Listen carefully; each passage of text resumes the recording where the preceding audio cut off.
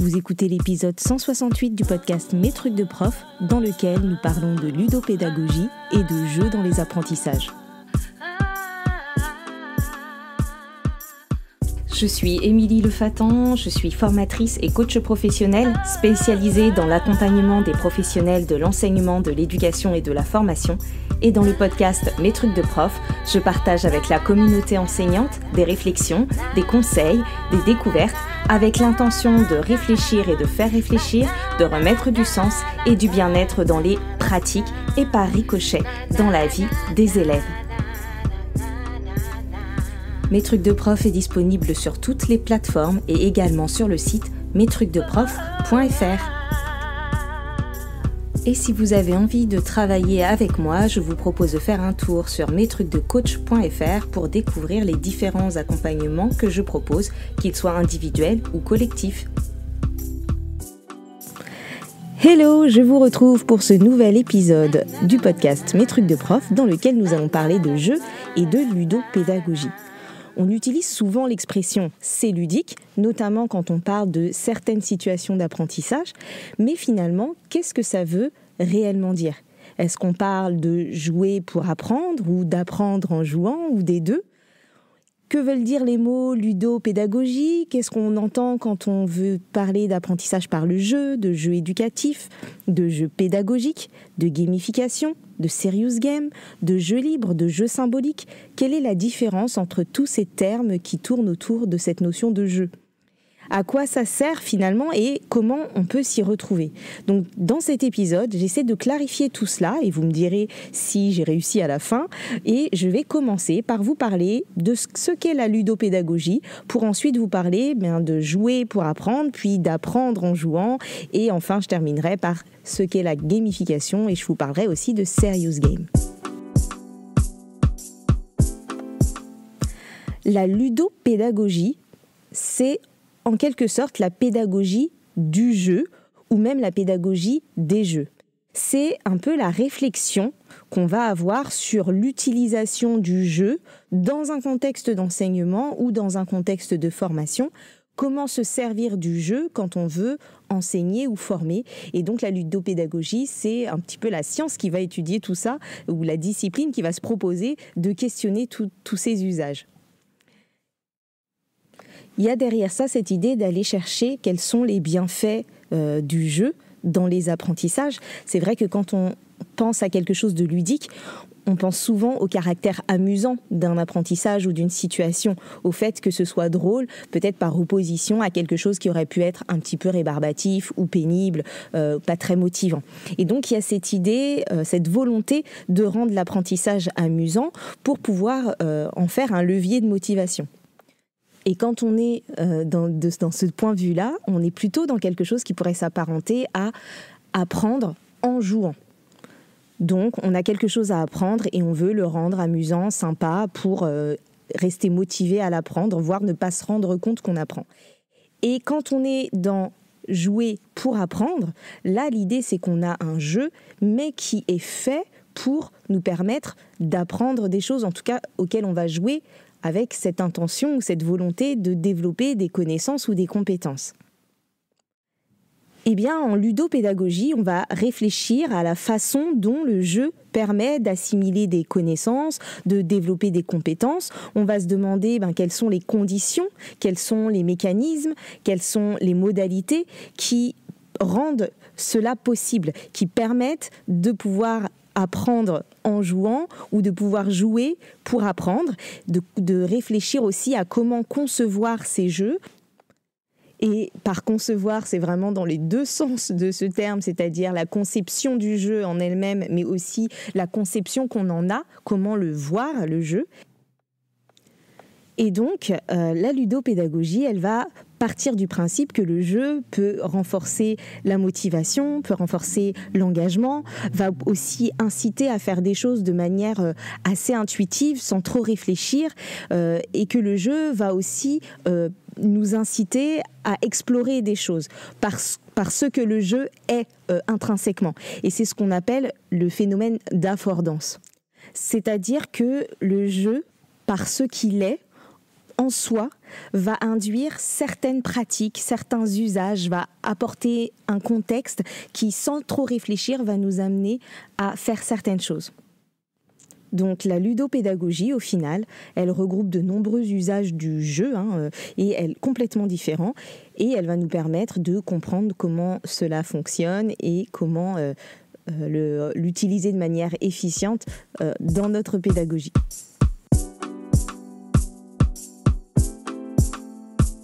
D'abord, je vais commencer par vous parler du jeu tout court.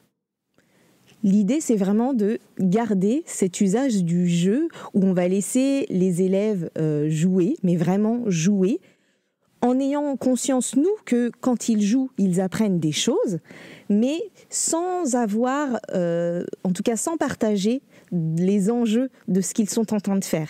Et l'idée pour que les élèves soient dans du jeu, c'est que ce jeu, il doit être libre, il doit être fictif, il doit être réglé avec des règles et il doit être incertain, c'est-à-dire qu'on ne doit pas savoir à l'avance ce qui va se passer, qui va gagner, etc. Voilà, on doit s'engager dans un jeu comme quand vous vous engagez dans un jeu de rôle, un jeu de société, etc. Vous avez besoin de vous engager pour pouvoir jouer et vous amuser et être simplement dans le jeu. Vous avez besoin de vous engager librement, d'avoir cette envie de jouer et c'est du jeu à partir du moment où ce n'est pas réel. Il n'y a pas d'impact du jeu dans la vraie vie. Et ensuite, il y a des règles qui sont connues ou qu'on peut construire. Et on s'amuse, on joue pour de vrai. Donc le jeu, ça remplit ces 4 conditions. Libre, fictif, réglé et incertain. Et l'idée, quand on laisse les enfants, les élèves jouer, c'est de les laisser dans l'inconscience des enjeux. Et donc là, on est dans du jeu et on sait par exemple que quand on va leur proposer de jouer aux échecs, ils vont développer tel type de compétences, que quand on va leur proposer de jouer aux petits chevaux, ils vont développer d'autres compétences, au double, ils en développeront d'autres, etc. Mais si on est juste dans du jeu, on est dans du jeu, on n'a pas besoin de leur dire à ce moment-là qu'on joue pour apprendre ou pour développer telle ou telle compétence. On fait confiance au jeu pour que ça se fasse tout seul. Alors, dans le cadre de la classe, on va pouvoir leur dire qu'on leur permet de jouer parce qu'on sait que ça leur apprend aussi des choses et qu'ils développent des compétences. Mais comme c'est libre, de toute façon, ils peuvent y aller comme ils peuvent ne pas y aller. Donc, on ne va pas compter que sur ça pour qu'ils puissent développer certaines compétences. On ne va pas les obliger à y aller. Donc on parle de jeu libre lorsqu'on est dans une situation de jeu vraiment authentique où les élèves décident de jouer comme ils veulent et à ce qu'ils veulent. C'est vraiment du jeu spontané qui doit rester et être une source de plaisir. Ils peuvent inventer, ils peuvent créer, ils peuvent imaginer. Et ce jeu, on sait que ça stimule l'autonomie, que ça stimule la créativité, que ça stimule l'imagination. Mais c'est un jeu, quand on parle de jeu libre, c'est vraiment un jeu qui n'est ni structuré, ni organisé, en tout cas pas par les adultes. Et certains diraient même que de parler de jeu libre, c'est un pléonasme, puisque le jeu est censé être libre de toute façon. Ensuite, on a le jeu libre, on parle aussi de jeu symbolique. Le jeu symbolique, c'est un jeu d'imitation, un jeu de fiction, un jeu de faire semblant. Les enfants sont capables de jeux symboliques à partir de 18-24 mois, vraiment quand ils commencent à disposer d'images mentales. Donc c'est vraiment le moment où ils font semblant de faire quelque chose. Ils peuvent être soit acteurs d'un rôle, par exemple, je joue au médecin, je joue le rôle du médecin, ou je joue au cuisinier, je joue le rôle du cuisinier ou de la cuisinière. Ou alors, ils peuvent aussi faire jouer un rôle à un objet. Par exemple, quand on joue à la poupée, quand on joue avec des marionnettes ou avec des petites voitures, on fait jouer un rôle à un objet. Donc, le jeu symbolique peut être du jeu libre, le jeu libre peut être du jeu symbolique, mais pas forcément. Par exemple, dans les classes, notamment dans les classes de maternelle, on a parfois des coins-jeux.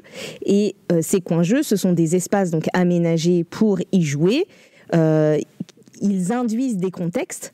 Donc, on retrouve le phénomène d'affordance.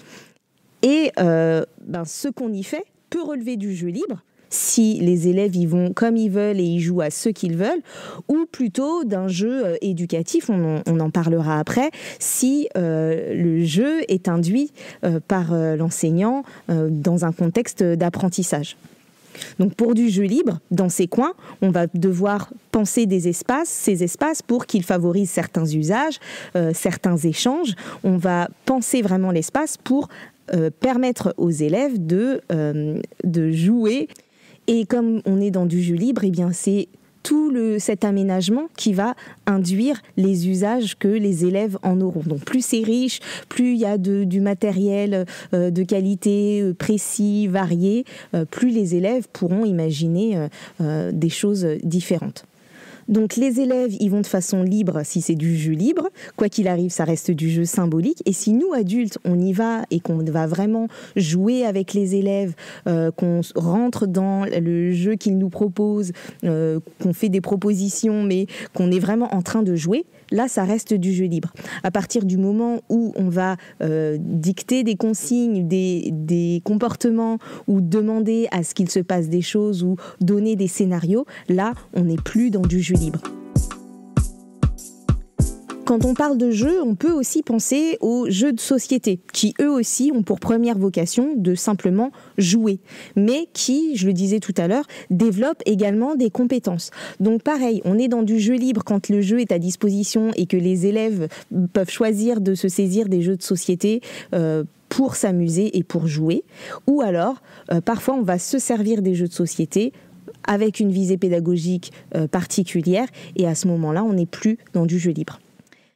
Vous connaissez aussi peut-être l'existence des smart games, qui sont des petits jeux de logique qui font réfléchir, les jeux intelligents, qui vont faire appel à l'intellect. Souvent, ils se jouent seuls, ils sont évolutifs, c'est-à-dire que plus on avance, plus ça devient difficile. Et donc, s'ils sont mis à disposition, que les élèves ont le choix d'y jouer ou pas, ce sont des jeux. Et à partir du moment où on les intègre dans une progression ou dans un atelier, qu'ils deviennent obligatoires et que les élèves sont obligés de les faire pour développer une certaine compétence qui va être explicitée, qui va être évaluée, et bien là, on bascule dans du jeu éducatif. Et c'est donc ma transition avec la partie suivante. Donc, apprendre en jouant ou jouer pour apprendre. Là, on a vraiment une différence assez subtile entre ce qu'on va appeler le jeu éducatif, qui est axé sur l'apprentissage, qui est structuré, et le jeu pédagogique, qui va maintenir le plaisir de jouer au centre, mais qui va malgré tout développer des compétences. C'est là qu'on se trouve la plupart du temps quand on fait jouer les élèves ou les personnes qu'on forme. On est soit dans du jeu éducatif, c'est-à-dire qu'on fabrique un jeu ou on en trouve un qui existe déjà et qui est destiné à développer telle ou telle compétence. Et donc les jeux éducatifs sont vraiment pensés pour développer des compétences, et là il s'agit d'apprendre quelque chose mais en jouant. Ou on est dans du jeu pédagogique. Et le jeu pédagogique, il est plutôt destiné à renforcer, réinvestir, vérifier les compétences. Et dans ces cas-là, on joue et en même temps, on apprend. Donc ce qu'il y a à retenir, c'est qu'il y a des jeux conçus pour jouer et qui permettent de développer ou de renforcer des compétences, comme par exemple le jeu Aligali qui est fait pour s'amuser à la base, mais qui, puisqu'il est basé sur des regroupements par 5, il va permettre par la même occasion de travailler les compléments à 5, mais à la base c'est un jeu pour jouer. Et puis il y a des jeux conçus pour apprendre qui permettent aussi de s'amuser en même temps. Et là, si on reste sur l'exemple des maths, on a des jeux comme Matador qui sont clairement conçus pour travailler le calcul mental, mais qui sont conçus pour le faire en s'amusant. Donc un apprentissage ludique, ça peut vraiment être tout ça, jouer tout court, sans savoir qu'on apprend même si le ou la prof sait ce qu'on est en train d'apprendre. Ça peut être jouer à un jeu éducatif qui est conçu pour apprendre ou à un jeu ludo-pédagogique qui est conçu pour jouer. Quelle que soit l'approche que vous choisissez, vous pouvez vous y prendre de plusieurs manières. Soit vous allez détourner des jeux pour l'apprentissage, c'est-à-dire des jeux qui existent déjà, que vous allez transformer. Vous allez par exemple réutiliser le plateau, les cartes, les pions, les règles, etc., mais à des fins pédagogiques, comme tout à l'heure pour le jeu de la Ligali, ou si vous utilisez votre Dixit en classe, ou le jeu votre Dobble, mais en leur donnant des objectifs d'apprentissage. Vous allez aussi pouvoir utiliser ce qu'on appelle des jeux génériques, et d'ailleurs les formateurs et formatrices connaissent peut-être les jeux cadres du ludopédagogue Tiagui. Les jeux génériques, en fait, ce sont des jeux, des structures de jeux qui permettent de s'adapter à n'importe quel contexte. Donc il s'agit vraiment d'un ensemble de règles qu'on pourra adapter pour faire tout ce qu'on en veut avec un peu d'imagination et de créativité. C'est sûrement déjà ce que vous faites dans vos classes quand vous adaptez par exemple des jeux de plateau type jeu de loi, des jeux de loto, des jeux de memory. Vous avez une structure de jeu, un fonctionnement type avec des règles. Le memory, il faut qu'on ait des cartes à retourner et à parier. Et sauf que vous allez le transformer et l'adapter à n'importe quelle situation, que ce soit en langue vivante, pour la lecture, pour des mathématiques, etc. Donc là, vous utilisez en quelque sorte des jeux génériques que vous adaptez en fonction de votre contexte d'apprentissage. On peut, dans ces jeux génériques, on peut par exemple citer la structure du jeu Seul contre tous, qui consiste à donner un défi à la classe qui devra le relever contre l'enseignant qui est seul. Et quand la classe réussit le défi, eh bien, la classe gagne un point ou gagne un joueur. Et quand la classe perd un point ou perd un joueur. Et ce sont les mêmes règles pour l'enseignant ou l'enseignante. Donc soit on part de 0 et puis on gagne ou perd des points, ou soit il y a un nombre de jetons par exemple à se disputer au départ et on prend ou on en perd ou on en prend chez l'autre, etc. C'est un peu la même structure que le jeu Où sont les cerfs, où au départ on est tout seul et puis à chaque fois qu'on réussit à toucher quelqu'un, on gagne un joueur dans son équipe jusqu'à vider l'autre. Si on pouvait imaginer le même jeu où on peut récupérer ses joueurs, et bien là on a une structure de jeu qu'on va pouvoir adapter à des jeux de vocabulaire ou à des jeux de mathématiques ou à des jeux en histoire géo ou n'importe quelle autre discipline. Une autre structure de jeu intéressante à utiliser en classe, c'est la structure qui s'appelle racine carrée ou cadène. Donc c'est un jeu générique qui est intéressant quand on a quelque chose de long ou de pénible, de rébarbatif à transmettre, par exemple de nombreux documents à lire ou plusieurs notions à étudier ou quelque chose qui est assez long et qu'on n'a pas beaucoup de temps pour le faire. Eh bien, dans ce cas-là, on divise la notion à apprendre ou le sujet ou le groupement de texte en plusieurs groupes, par exemple 4 groupes, qu'on va appeler groupe 1, groupe 2, groupe 3, groupe 4, donc 4 groupes numérotés. Et dans chaque groupe, les élèves on va leur attribuer des lettres, donc élève A, élève B, élève C, élève D, etc. Et chaque groupe va être chargé d'étudier une partie de la notion ou un texte en lien avec la notion et il devra le faire avec précision et profondeur et aura pour mission ensuite de l'expliquer aux autres.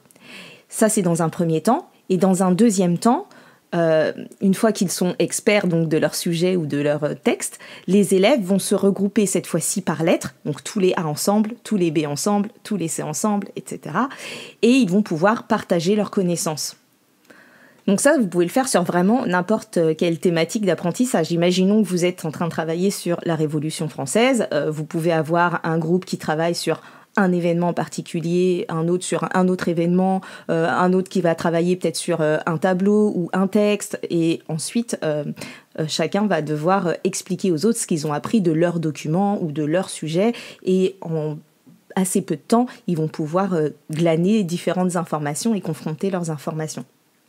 Donc ces jeux génériques, il en existe plusieurs et d'ailleurs pour celles et ceux qui aiment les jeux de rôle, il existe aussi des jeux de rôle génériques, c'est-à-dire des structures de jeux de rôle qui s'adaptent à plein de situations et dans lesquelles on pourrait imaginer, si on est adepte de jeux de rôle, y mettre des situations d'apprentissage.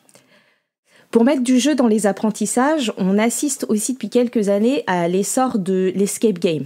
Donc les escape games, ce sont des jeux d'évasion qui sont basés sur une série d'énigmes qu'il faut résoudre à l'intérieur d'une scénarisation. L'idée, c'est d'avoir une vraie narration un peu immersive qui nécessite ensuite de chercher à s'évader dans un temps donné et d'avoir à l'intérieur de cette narration plusieurs énigmes à résoudre pour réussir à s'échapper dans le temps imparti. Donc ça, c'est un petit peu l'idée de base de l'escape game. Et ensuite, les énigmes, vous allez pouvoir faire des énigmes dans différents domaines d'apprentissage, dans différentes disciplines.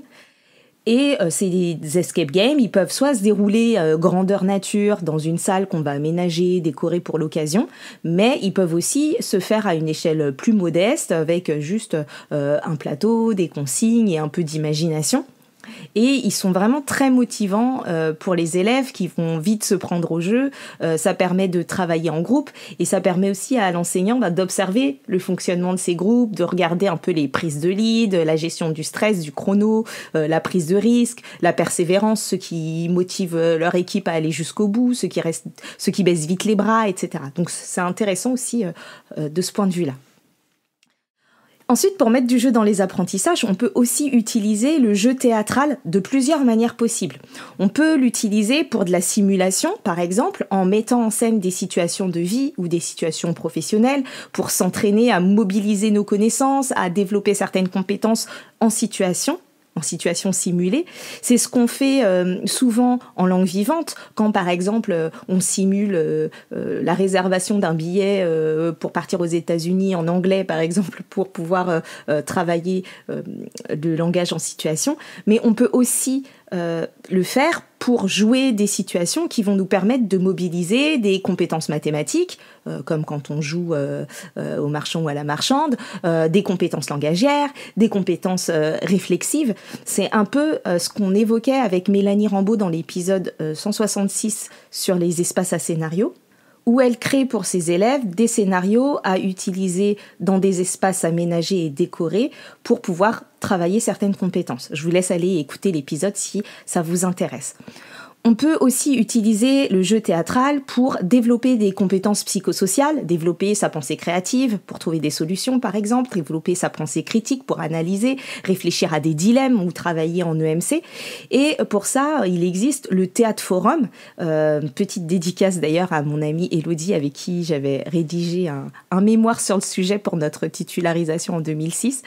Il s'agit donc le Théâtre Forum, il s'agit d'une forme de théâtre interactif qui est né du théâtre de l'opprimé d'Augusto Boal et dans lequel, à partir d'une scénette initiale qui va proposer une situation problème, une situation d'oppression initialement, les spectateurs, donc spectateurs parce qu'ils sont à la fois spectateurs mais en même temps ils peuvent agir et prendre part à la résolution du problème, donc les spectateurs peuvent intervenir pour changer le cours des choses et imaginer de nouvelles solutions, réfléchir aux enjeux, etc. Concernant le jeu théâtral, vous pouvez aussi utiliser tel quel ou de façon détournée pour les apprentissages des jeux théâtraux. Vous en trouverez plein sur le podcast de Leïla Camou que j'avais reçu dans 2 épisodes il y a très longtemps. Son podcast s'appelle Théâtre à emporter, qui contient plus d'une centaine d'épisodes qui sont chacun des exercices de théâtre. Et donc vous pouvez utiliser certains exercices de théâtre pour travailler des compétences en les utilisant comme ça s'il vous parle par exemple pour de travailler l'oral, mais aussi de façon détournée pour travailler certaines compétences. Par exemple, dans les jeux théâtraux, il y a un jeu assez connu de présentation qui consiste à se mettre en cercle et ensuite à annoncer son prénom, puis son prénom avec un adjectif qualificatif qui nous qualifie, puis son prénom avec un adjectif et un geste ou un mouvement qui nous convient. Et ensuite, selon les tours, il y a des consignes différentes où on va devoir soit redire le prénom de quelqu'un et son adjectif, soit redire le prénom et l'adjectif de toutes les personnes qui nous précèdent en cumulant pour travailler un peu la mémoire, soit s'adresser à quelqu'un en lui faisant son geste et cette personne, elle va nous répondre en nous remerciant avec notre prénom et notre adjectif. Donc ça, c'est la structure de ce jeu théâtral. Eh bien, on peut par exemple utiliser ce jeu pour réviser l'étape de multiplication et donc on doit donner son prénom et choisir un calcul. Par exemple, je m'appelle Émilie et je suis le 6 x 7 égale 42. Et ensuite, jouer à appeler, à attribuer en fait les multiplications aux autres. Donc j'appelle le 6 x 7, 42 et ça veut dire que c'est moi qui dois répondre, etc. Donc on peut faire ça avec, je vous ai donné là l'exemple des tables de multiplication, mais on peut faire ça aussi avec des dates ou des personnages historiques, ou bien avec du vocabulaire en anglais, ou jouer au jeu en anglais. Donc voilà un exemple de détournement de ce jeu théâtral pour les apprentissages. Un autre jeu théâtral que j'ai découvert en stage professionnel Erasmus il y a 3 ans et que je trouve hyper intéressant, c'est le jeu du frame freeze, c'est-à-dire arrêt sur image. L'idée, c'est que par petits groupes, les élèves doivent mettre en scène de façon fixe un concept ou un événement ou une idée ou une image. Et ils doivent le faire comme si on allait les prendre en photo. Vraiment, c'est figé, c'est une sorte de mime fixe à plusieurs. Et ensuite, les autres groupes qui auront eux aussi eu à préparer un arrêt sur image devront essayer de deviner ce qui a été mimé. Donc soit c'est un jeu pas très long sur une petite demi-heure et ils ont un petit temps de préparation et ensuite ils le font, soit au contraire ça peut être quelque chose donné sur plusieurs jours où les élèves vont avoir du temps de préparation, où ils vont pouvoir réfléchir au décor, aux accessoires qu'ils vont proposer pour ça. Et puis selon leur niveau, on va pouvoir leur demander éventuellement de rédiger une légende pour leur photo ou un texte pour présenter leur choix ou bien devoir présenter à l'oral leur frame freeze, leur arrêt sur image.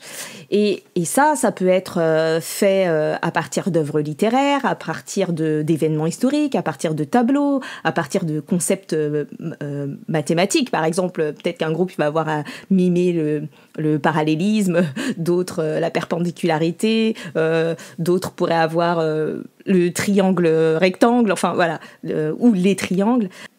Donc on peut vraiment imaginer un peu tout ce qu'on veut. Donc voilà, ça c'était vraiment pour la partie sur le jeu libre, le jeu pour apprendre en jouant, etc. Et pour vous donner un petit peu des exemples de tout ce que vous pouvez faire. Quand on parle de ludopédagogie, on peut aussi parfois entendre le concept de gamification, ou ludification en français, qui est l'idée de faire de quelque chose un jeu.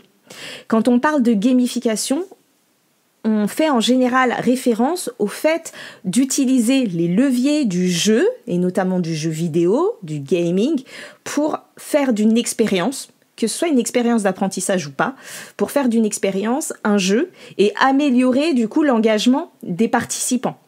Donc on peut gamifier un parcours, on peut gamifier une séquence, une séance d'apprentissage, on peut gamifier une formation, mais on peut aussi gamifier une expérience commerciale. L'idée, c'est qu'on va s'appuyer sur les leviers du jeu vidéo. Et ces leviers, ce sont tous les éléments constitutifs des jeux vidéo qui font que les joueurs sont motivés à aller au bout, sont motivés à jouer jusqu'à la fin de la partie ou jusqu'à la fin du jeu. Et restent engagés. Donc l'idée, c'est de réutiliser ces leviers dans d'autres contextes que les jeux ou les jeux vidéo. Donc, quand on parle de ces leviers, ça va être par exemple les quêtes et les missions qu'on retrouve dans les jeux vidéo et qui vont permettre d'avoir des objectifs clairs à court terme et à long terme et qui vont jouer un rôle dans l'engagement, de savoir vers quoi on va, qu'est-ce qu'on fait là, dans quelle mission on est. Avec ces missions, dans les jeux vidéo, on retrouve aussi tout ce qui est barre de progression et tout ce qui va nous aider à nous indiquer l'état d'avancement qu'on a dans notre mission, dans nos quêtes, dans le jeu, parce que le fait d'avoir cette barre de progression, ça donne envie d'aller au bout et de terminer, on se voit avancer, ça permet de visualiser l'objectif. Comme autre levier qu'on tire des jeux vidéo, c'est l'idée des gains ou des points, un peu comme les petites pièces qu'on accumule dans Mario, les jeux de Mario, ou les prix, les cadeaux qu'on débloque à chaque niveau, tout ça qui récompense les efforts sans attendre forcément d'être arrivé au bout de la quête, au bout de la mission, mais ça encourage à continuer. Donc ça aussi, c'est un levier de gamification. Donc quête, mission, barre de progression, gains et points. On a également tout ce qui est narration, qui donne qui joue sur l'histoire de la quête. Et qui peut donner du coup l'impression qu'on est tout le temps dans une histoire différente, alors que concrètement, si on regarde ce qu'on fait, ça peut être souvent la même chose. Et donc ça, c'est intéressant pour l'entraînement, pour faire plusieurs fois la même chose à des élèves, mais en ayant l'impression qu'à chaque fois le contexte change. Et puis, dans les jeux vidéo, on a aussi les défis et les tours de rôle un peu rapides, comme dans certains jeux sur le principe de « tu perds, c'est mon tour, je perds, c'est ton tour ». Donc ça, c'est un autre levier d'un autre type de jeu, mais qu'on peut utiliser aussi en pédagogie et qui permet d'attendre son tour de façon un peu motivée. On voit que des fois, les gens qui jouent à des jeux vidéo, même quand il n'y a qu'une manette et qu'on doit se la partager, le fait d'attendre son tour pour pouvoir enfin jouer et se concentrer pour essayer de maintenir son cours, c'est motivant. Ou comme quand on joue au ping-pong, par exemple, et que on attend que quelqu'un perde pour pouvoir le remplacer.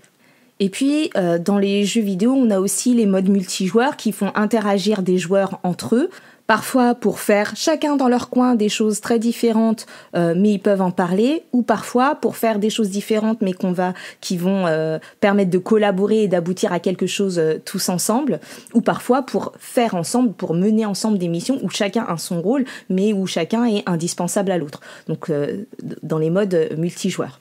Dans les jeux vidéo, on a aussi cette idée de difficulté croissante pas à pas, comme quand vous jouez à Tetris par exemple, où au début ça va tout lentement, c'est facile, vous continuez, vous gagnez, vous êtes motivé, vous passez à l'étape d'après. Ça augmente, ça devient de plus en plus rapide. C'est aussi un levier, la difficulté croissante est aussi un levier de gamification. Et on a aussi dans les jeux vidéo les messages d'encouragement ou d'erreur, comme mission accomplie ou you win, ou alors perdu ou game over, qui sont aussi des leviers d'engagement. Donc la gamification, c'est vraiment utiliser tous ces leviers-là hors contexte du jeu vidéo et sans forcément être dans un jeu pédagogique, mais surtout pour que cela soutienne l'engagement. Par exemple, vous voulez que les élèves soient plus calmes dans les temps d'autonomie, et bien de manière collective ou individuelle, vous pouvez gamifier cela en affichant plusieurs missions progressives, réussir à être calme 2 minutes, puis chuchoter pendant 15 minutes, ne pas se lever pendant 12 minutes, etc. et augmenter ça de séance en séance ou de minute en minute.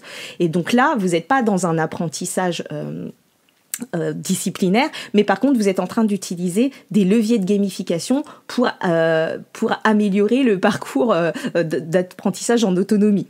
Et donc, vous pouvez tout à fait imaginer que l'objectif serait de réussir au bout de 7 jours à travailler en autonomie sans déranger l'enseignante pendant 30 minutes et afficher une barre de progression dans la classe avec l'objectif final et les différentes missions tout au long de la semaine.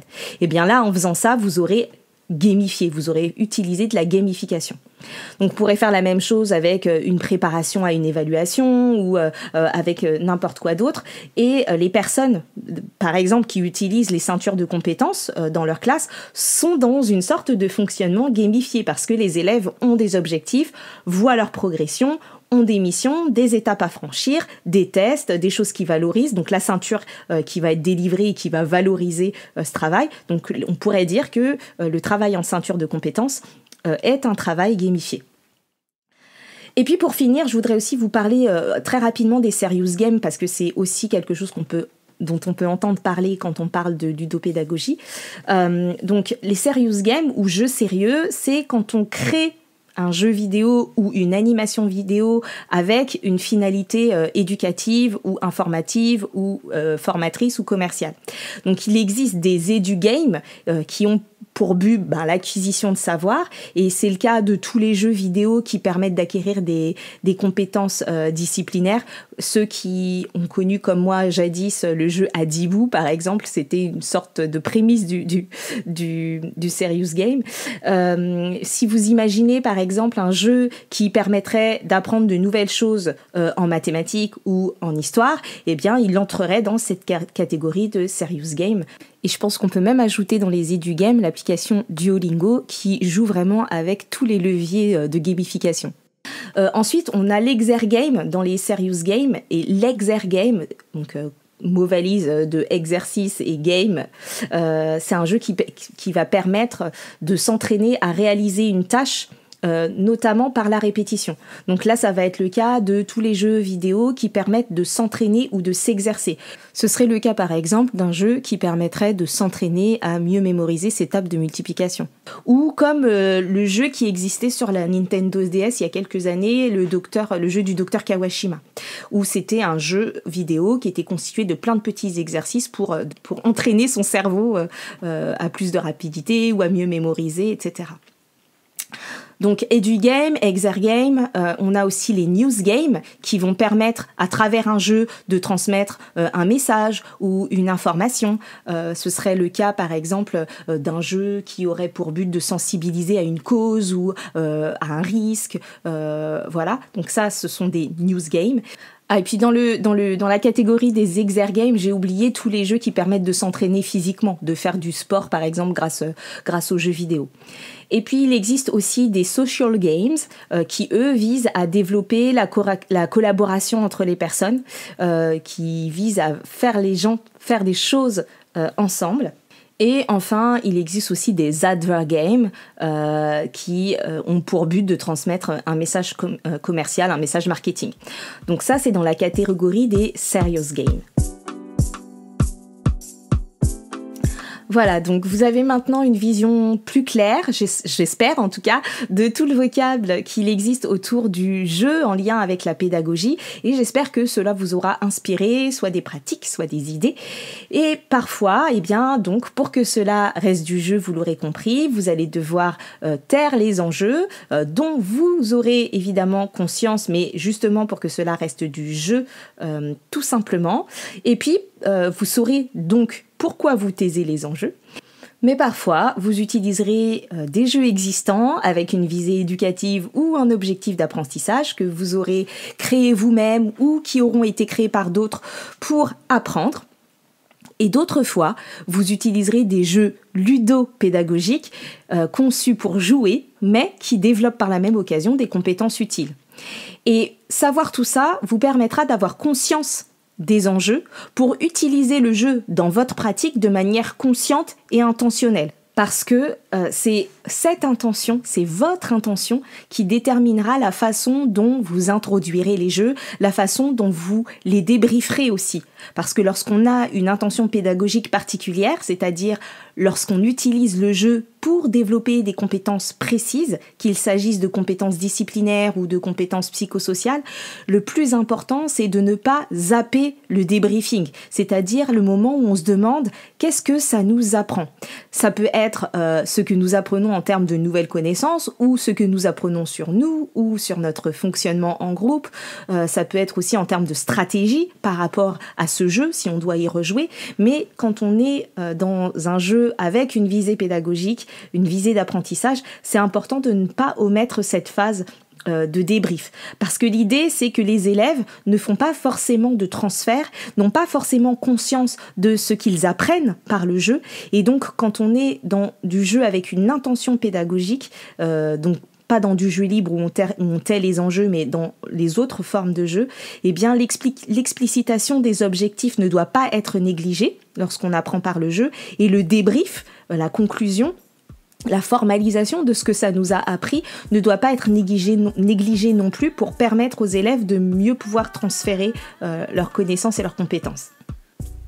Merci pour votre écoute. Après Gestion de classe mode d'emploi, sachez que mon second livre consacré à la connaissance de soi est disponible. Il s'appelle « Enseigner selon son profil, mieux se connaître pour mieux enseigner » et je vous y partage plein d'exercices introspectifs pour cela. Vous pouvez retrouver tous les autres épisodes du podcast sur le site mestrucsdeprof.fr ou sur votre application d'écoute de podcast préférée.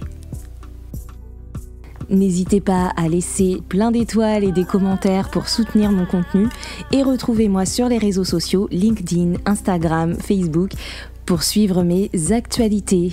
Et si vous n'avez pas envie de dépendre des algorithmes pour cela, vous pouvez vous inscrire à ma newsletter mensuelle sur mestrucsdecoach.fr/newsletter. Je vous retrouve bientôt pour un prochain épisode et d'ici là, prenez soin de vous. Bye bye.